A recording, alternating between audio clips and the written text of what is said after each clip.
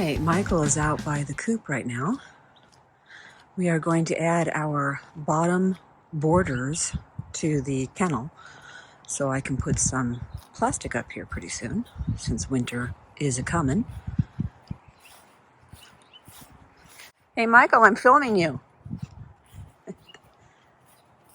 So we could do this major project, harder than any other project we've ever done. All right, here's PK helping us. So helpful. So we have two 8-foot 2x4s, and Michael has cut this one to about 5.5 feet, and then that is the leftovers. So now he's cutting, or has cut, the second one to pretty much the same length. So now what we're going to do is we will sandwich the chain link between them, which is what we've done down here. So as you can see, we have the same type of frame here for the inside of the kennel. But now what I want to be able to do is put plastic up all the way around to that end, rather than using the really big, bulky tarp that I've used. And that will allow more sunlight in throughout the winter. So here we are. Michael has these clamps that will keep the two boards in place while he screws them together.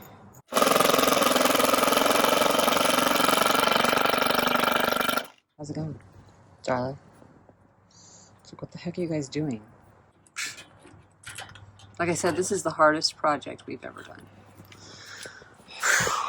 We have to go for ice cream after this. Hardest project ever. I see. I told Terribly. you. It's so difficult. Never had to work He so thought- hard on anything ever in my life. So I think PK came in here to see what we were doing and got mugged by the sun. What happens? Yeah. She's like, hey, what are you guys doing? Oh, if you've this never is walked great. through a sunspot before. You ready for shadow time? Shadow! Michael thinks that's weird. Shadow. All right, here is the finished project. Bam. Oh, we joke around that it's really hard. It is super easy. I have the shower curtains going all the way around the top of the kennel. And then I have it stapled to the 2x4s that I was showing earlier that act as a frame for the bottom of the kennel. So you can see I've just folded it over. It was a little bit too long, and stapled it in place. In the wooden run there, it will be completely enclosed, so I don't need to cover this section. Plus they need to get through, right? It also allows me to hang my extension cord up, so I don't have to worry about that. I'm putting plastic around the base of the coop right now, and I took one of the several shower curtains that I purchased, and I cut it into 3 strips, which miraculously is the perfect width. The front is finished. Now, at the moment, this is completely sealed off. I can't open this door, but I have it stapled in such a way that I'm going to cut it so that I can open that door. Hello, Miss Cloud. She's like, I have been listening to you cuss this whole time. It's burning my ears. All right, there we go. So you can see maybe can't. I cut it right here, and then I just moved it over. And again, it's not supposed to be completely airtight. Yes, air can go under here. We want some airflow, but I'm trying to prevent the wind tunnel that I think I had last year. Yeah, I did, Miss Cloud. You're welcome. Now I have to go along the chicken tunnel, and that's going to be a little trickier. I have to take the tunnel apart, which is doable. That's why we made it the way we did.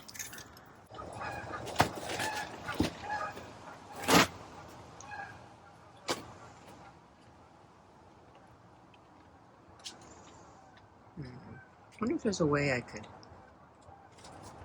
get that to see how it's sort of puffing out and startling them. I don't know. Is there something maybe there's something I could do here. Maybe. Just think about it. Because see how it comes forward and kind of hits her? And she didn't jump or anything. But that is sort of annoying, isn't it?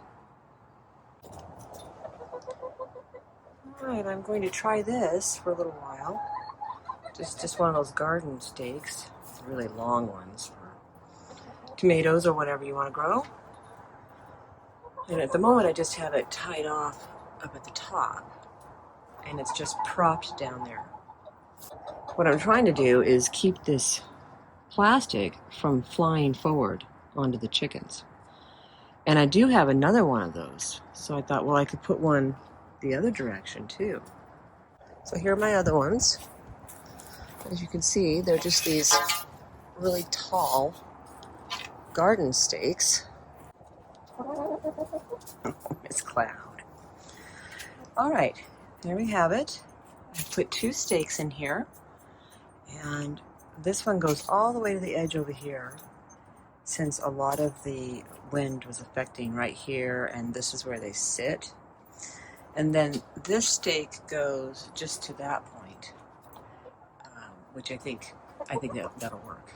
Sometimes we get some pretty strong wind, and without that brace, I'm afraid the plastic will tear or just get ripped off the base here. And if I have that problem here, I'll watch it. I have another stake that I could prop here if I need to, and I might consider that, just because, you know, I don't want to come out here and find the plastic all flying around in their face. Tuna, did you find the cabbage? Miss Cloud needs to lay an egg. Go do it, sweetie. Oh, Cleo was just standing there, huh? Yeah, you need to lay an egg, I can tell. That's how she acts. This is working great. I wish I'd had this all along. This is just awesome. And it opens up here. Well, this is blocking it, but it opens here. And that's how you put more food in it. I have this wooden chicken run completely covered in plastic all the way around the back and all the way to the top.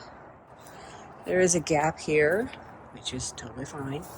And then this does not have any plastic on it. So there's definitely airflow. I just didn't want a wind tunnel going underneath here. So I did put plastic on this side. And I put plastic all along here. I had to take out the chicken tunnel, which is why we have these latches on here. I have all this plastic here. And I really needed the plastic on this wooden run, because even with the roof coming out and the drip edge, it drips down and everything in there gets wet.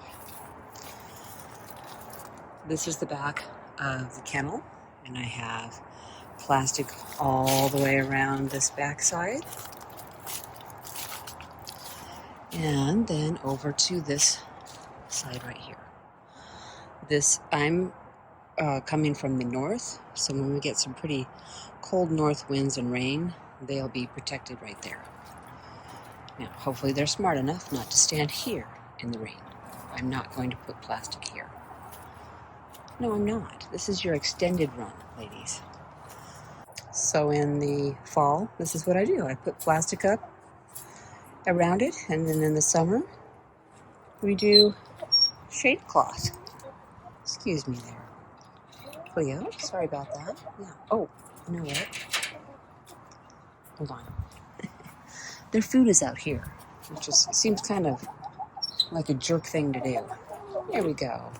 Yeah, I'm sorry. There you go. There, how's that? Just the wet feed.